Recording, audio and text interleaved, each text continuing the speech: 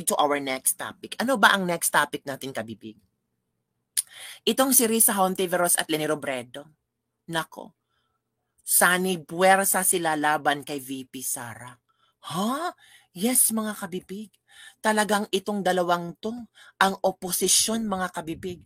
Talagang walang, ang tawag ito, confident sila. Sabi ni Risa Hontiveros na, ito Risa Hontiveros says that while the Vice President Sara Duterte is in power, the threat of a full-blown Duterte comeback is still very real and present danger. So yung mga Duterte talaga, ang sabi ni Risa Hontiveros, ay mga danger sa bansa. So gusto pala nilang sa aking interpretation dito, gusto nilang i-impeach VP Sara. Kasi a threat of a full-blown Duterte comeback is still very real and present danger. Panoorin natin ha. Ito yung statement ni tawag dito, Risa Hontiveros. Wait muna Risa, excited ka naman magsalita. Grabe si Risa Hontiveros ha. Hello Miss Butterfly, salamat. Ito ang sabi ni Risa Hontiveros.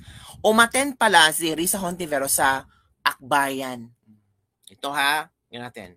I trust that we in Akbayan, together with our allies around the world, can rally more voices and put even more pressure behind the push to make Duterte and his acolytes accountable for their crimes against humanity. Wow! For their crimes against humanity ang mga Duterte daw. Grabe naman ito makapaghusga si Risa Hontiveros. Akala niya ang linis-linis niya. Divergent ka day. Diba? Grabe si Risa Hontiveros. Sabi niya ako at ang ito. Ha? I trust that we in Akbayan. That we in Akbayan. So it means kasali pala siya sa Akbayan. That we in Akbayan. Ako, di ba? Medyo may something itong Akbayan. Di ba mga kabibig? May bad record itong Akbayan. Ano bang bad record na kabibig? Hanapin mo. With our allies around the world, can rally more voices and put even more pressure behind the push to make Duterte and his acolytes accountable for their crimes against humanity, for their sins against the most vulnerable Filipino people. Wow, grabe si Risa. Feeling perfect talaga. Crime against humanity. Sin against the Filipino people. Grabe si Risa. So ginawang demonyo niya ang mga Duterte. Ginawang kriminal niya ang mga Duterte. Diba? Hindi pa nga napatunayan, ginawa mo ng kriminal. Ginawa mo ng demonyo ang mga Duterte, Risa Hontiveros.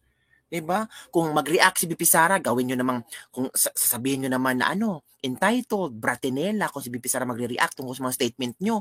Pero kung kayo ang mag-react, okay lang sa mga Unipink. Diba?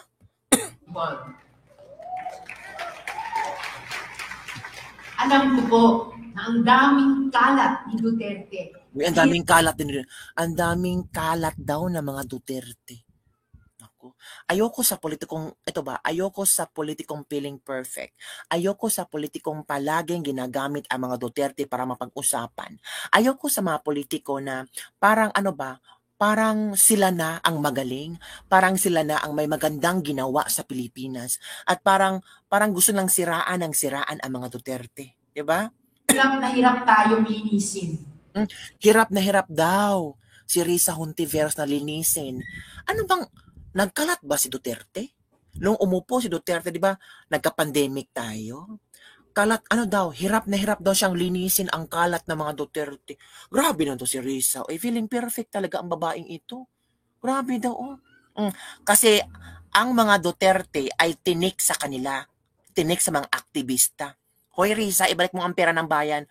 Hoy Varsag, paunti karon sabi ni Crazy Frog. Ang mga aspiring to be president yan si Risa. Alam kasi nila na wala silang kalingkin ni VP Sara. Ang tanong, ang susunod na titirahin nila sa BBM administration, balik tayo abalimbing yan. Wow, virus or kalang lamin sa baon daw si Risa. Diba? Nagkalat daw ang mga Duterte at hirap na hirap si Risa Hontiveros para linisin ang kalat ng mga Duterte. Wow, galing ha? Pakimension niya kung ano ang kinalat at ano ang mga kinakalat ng mga Duterte.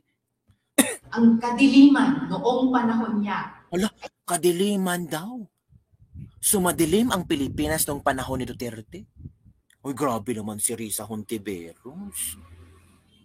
So, it means talaga, Risa Hontiveros, kayang inihahambing si Pangulong Duterte as demonyo. Kasi kadiliman, yung kalat ni Duterte.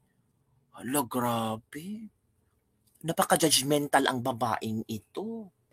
Ay talaga namang nanuot sa ating lipunan. Parang mansa na napakahirap tanggalin. Parang mansa na napakahirap tanggalin. Hala ka. Parang mansa daw. Di, kadiliman noong panahon ni Duterte, ang Pilipinas ay naka-experience ng kadiliman, 6 na taong kadiliman nung si Duterte ay nakapo. Dahil kayo ay natalo. Dahil kayo ay na 8 diretso. Kasi yung mga kapwa senador mo ay hindi talaga nakabalik sa posisyon nila. Kaya kadiliman sa inyo. Yung mga tae, kadiliman sa inyo. 'Di ba? Tapos sabi nyo nagkalat ang Duterte. Uy, wake up, day. At habang ang anak niya ay may... si BP Sara ha? Tinitira na naman si BP Sara. Tapos na siyang tirahin si Duterte. Kadiliman, magpakalat, ngayon, si BP Sara naman ang titirahin niya. kapangyarihan pa, hindi magiging madali ang ating laban. Si BP Sara daw, pag nasa kapangyarihan pa daw, hindi madali ang kailang laban. So, ginawa niyo si BP Sara isang threat. Threat pala si BP Sara sa inyo.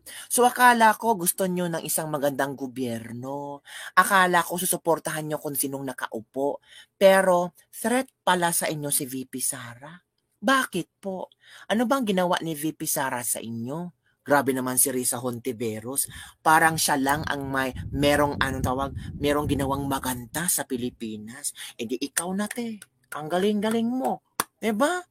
Habang nakaupo ba si BP Sara, malaking threat siya sa oposisyon. Bakit? Ang daming supporters ni BP Sara. Diba? Go. While VP Sara is in power, the threat of a full-blown Duterte comeback is still a very real and present danger. Present danger daw. So, kung nandyan pa si BP Sara, threat o danger ang mga Duterte. So, Yuminte, may plano kang i-impeach si BP Sara? So, gagawa ka ng paraan para mapangit or para ma-impeach si BP Sara. Kasi, pag nandyan pa daw ang presensya, pag nandyan pa daw ang power ni VP Sara, is they are a threat and danger to the Philippines. Grabe. For one, they are supported by one major superpower, China. China, who sends her ships out to the West Philippine Sea. Ay, ewan ko naman. China naman tayo. Wala na ba kayong ibang dialogo? China na naman ang tawag ninyo, ang sasabihin nyo na nagbigay ng suporta sa mga Duterte ang China. Hala na no. Ang daming businesses sa Pilipinas dahil na mga Chinese dahil. 'Di ba? Hindi ko maintindihan itong mga taong ito. Kung gusto nyo talaga na ang Pilipinas ay hindi makig-coordinate sa China, paalisin nyo lahat ng mga businesses. Iyon si Wayne Gatchalian, di ba Chinese yan? Half Chinese ba yan? Paalisin nyo yan. Kasi ayaw nyo makipag-associate sa China. Naguguluhan talaga ako. Gamit nyo talaga ang mga Duterte, VP Sara Duterte, ang China, gamit sa mga statement nyo. At mga tao naman na madaling madala sa mga statement nyo, na may galit din sa China, sunod-sunuran sila sa inyo. Iwan ba doon? To harass and intimidate Filipino personnel. Gulo I trust that we in Akbayan, together with our allies around the world, can rally more voices and put even more pressure behind the push to make Duterte and his acolytes accountable for their crimes against humanity, for their sins against the most vulnerable Filipino people. Alam ko po na ang daming kalat ni Duterte na hirap tayong linisin. Ang kadiliman noong panahon niya ay talaga namang nanuot sa ating lipunan. Parang mansa na napakahirap tanggalin. At habang ang anak niya ay may kapangyarihan pa, hindi magiging madali ang ating laban. While VP Sara is in power, the threat of a full-blown Duterte comeback is still a very real and present danger. For one, they are supported by one major superpower, China. China, who sends her ships out to the West Philippine Sea to harass and intimidate Filipino personnel. Yun mga kabibig ha. Nakita nyo na si Risa Hontiveros ba? Kita nyo na no? Ito pa ang isa. Kung may Risa Hontiveros, may Leni Robredo. Hanapin natin si Leni Robredo ha. Nasa ba si Leni Robredo? Ito si Leni Robredo din. Nagpaano din sa akbayan. Sumali na din si Leni Robredo sa akbayan. Nagbigay ng mensahe si Leni Robredo sa akbayan. Itong mga oposisyon na ito. Ewan ko. Si Lugaw. Ito na. Sige madam, magsalita ka. Ito na nga. At sa paparating na labang ngayong 2025, ito na nga ang atas sa ating lahat to start realizing our dreams for the nation in concrete terms. Ang imperative sa atin, madagdagan ng mga kasama. Ito na naman tayo sa mga statement, mga pabalik-balik ba? Yung parang hindi sincere, yung parang memorize, yung parang sinasabi lang galing sa dila, wala sa puso. Kaya nga natalo ito si Leni kasi hindi nararamdaman ng mga tao na sincere siya. Natalo itong si Leni kasi memoryado lahat mga sinasabi niya. Diba? One time, diba, nakita yung sa panahon ng eleksyon. May teleprompter pa. It means hindi talaga sincere sa kanyang puso. Hindi siya living the legacy na gusto niyang ipaambit sa mga tao. Puro memorization na lang. Ni Senator Risa sa Senado, magkaroon ng mas maraming kakampi sa lokal. Ito na naman tayo. Nagsimula na sila, Nagsimula na silang mangampan niya na si Risa Hontiveros na daw nasa Senado. So, kailangan daw na ng more power, more kakampi. Kailangan daw ng more kakampi ni Risa Hontiveros. Kaya gusto nila na manalo yung gusto nilang i-endorse. Tingnan nyo naman. Ito ba'y sincere na message para sa akbayan? Hindi. Kung sincero talaga kayo, you will not include politics. Diba? You will not include that kailangan nating maghugpong na kasi kailangan nating maging malakas. You're not sincere. You're not projecting the mission and vision of akbayan. Diba? So, pinaplano nyo na kung ano ang mangyayari sa eleksyon na dapat talaga manalo kayo. Tanim sa diwa ng lipunan ang buod ng ating ipinaglalaban. At simulan yan sa pag-aahalal ng mga pinunong matitino, mahuhusay, tapat at maaasahan. Pabalik-balik. Para magawa ito, tinatawag tayong ilapit sa taong ang ating pangarap. At kung ano ang kahulugan nito sa naman tayo, ilapit sa tao ang mga pangarap. Day, lumang tugtugin na talaga yan, Daydo.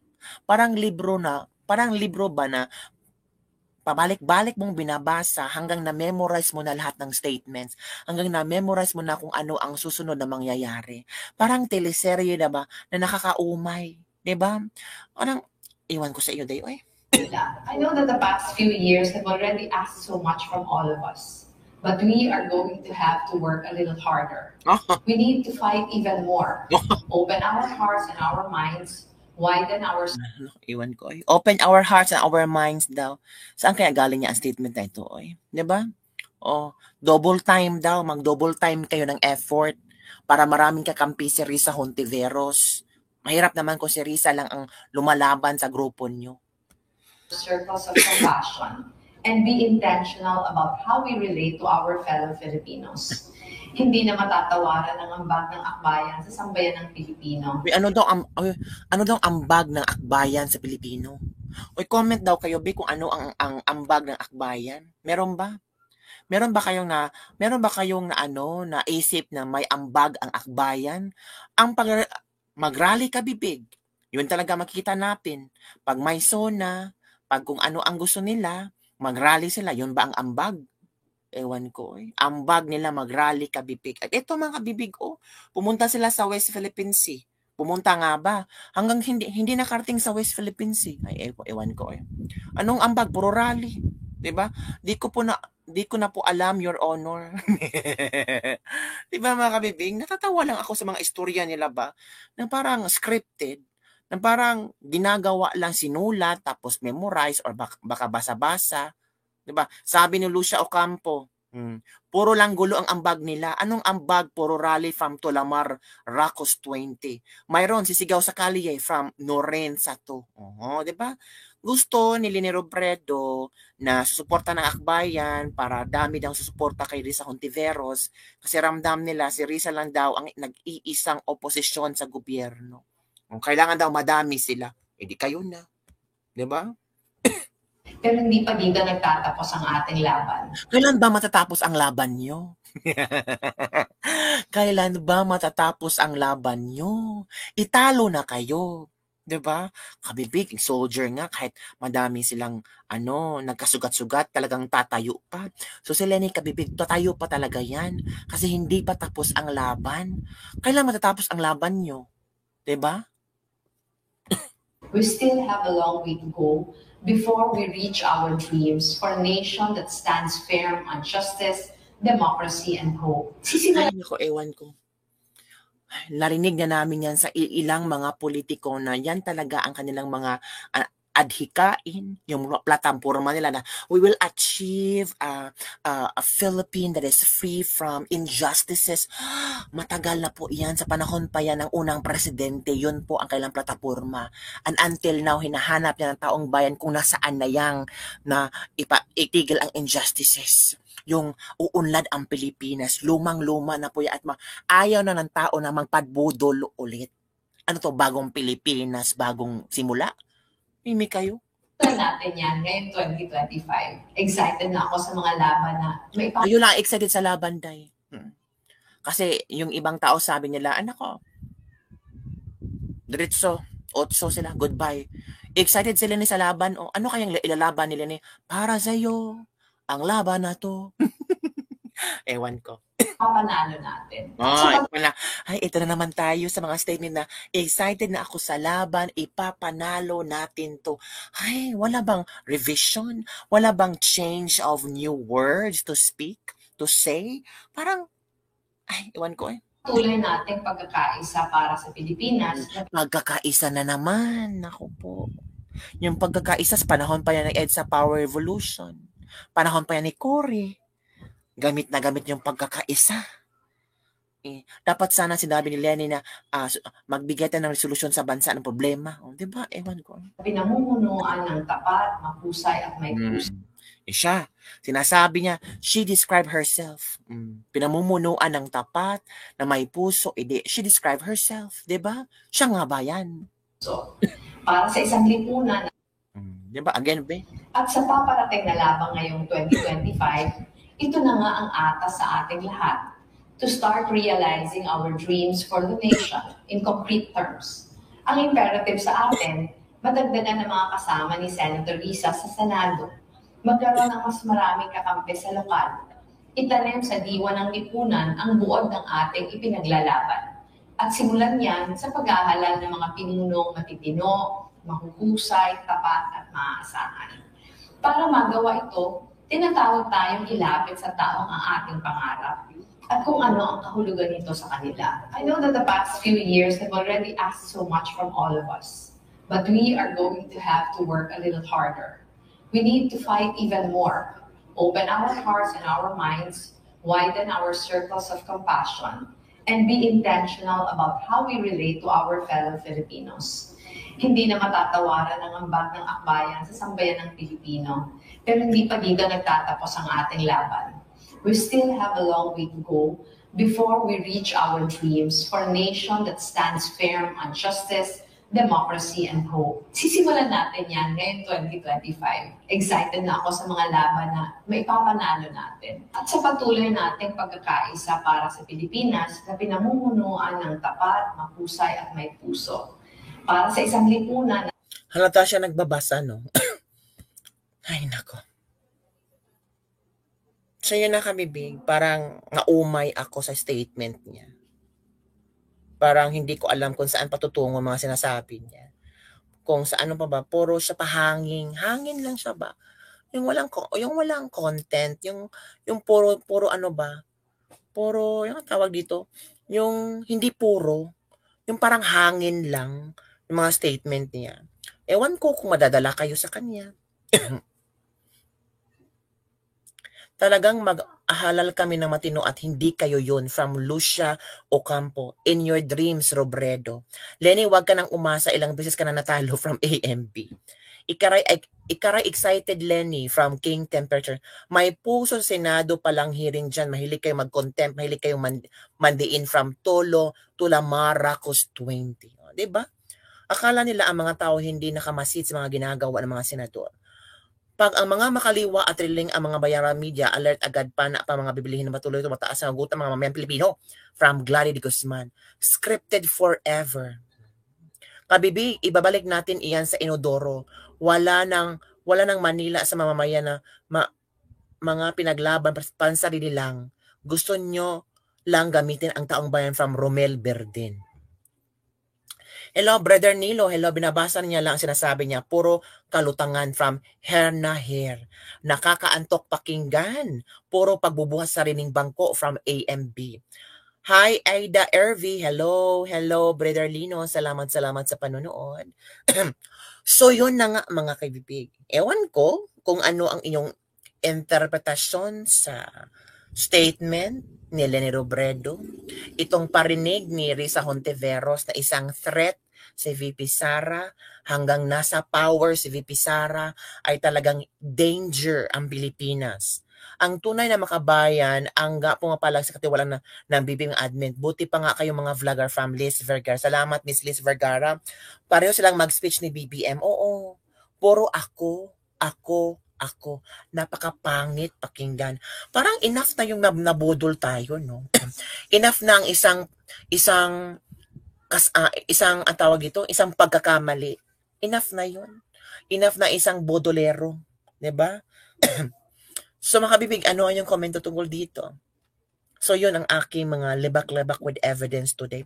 Salamat talaga sa mga taong nandito na hindi yun talaga ako pinabayaan. Dumadami at dumadami na tayo. And I'm sure marami na rin akong bashers. Every now and then may pumapasok na bashers dito. At inaaway ako, bahala kayo dyan. Mag-away kayo dyan. Kasi alam ko itong mga supporters ko ay talagang mandirigma. Lumalaban para sa akin. Yung pumasok dito, nako, be ready. Kasi iba ang mga kokak na mga supporters ko. Watching from Sogod, Southern Leyte, from Alberto Napuli. Mga guys, huwag nyo iboto ang parties na akbayan from May Manzano. Ang mga tao ngayon ay talagang alam na kung sino yung hindi iboboto nila at kung sino yung iboboto nila. At alam na rin nila kung ano ang ambag ng mga party list na ito sa bansa. Kaya yung mga party list na yan, kinakabahan na yan sa 2025 election. Baka hindi na sila makakaupo ulit sa Kongreso. Hello Margot, salamat. Soli Traya, thank you for watching. Thank you mga kabibig. At yun na lang ang ating latest lebak-lebak for the day kasi kakain ako. At marami pa akong gagawing trabaho dito. Mandirigma kami. Yes, Margot. Mandirigma ni kabibig. Diba? And the garis, ang mga NBA, mga korap na gobyerno kapag maging presidente si VP Sara. In danger talaga. Matatakot talaga yun. True, puro ako. Diba? Hay, ingat lagi Duterte pa rin from Aida Erevi. Kasi alam ko, sabi nila, pakunti na lang ang mga pro-Duterte. Konti na lang kayo mga Duterte. Hindi kayo. Kayo na madami. Kayo na magaling. O sige, may ba kabibig? See you later. Bye!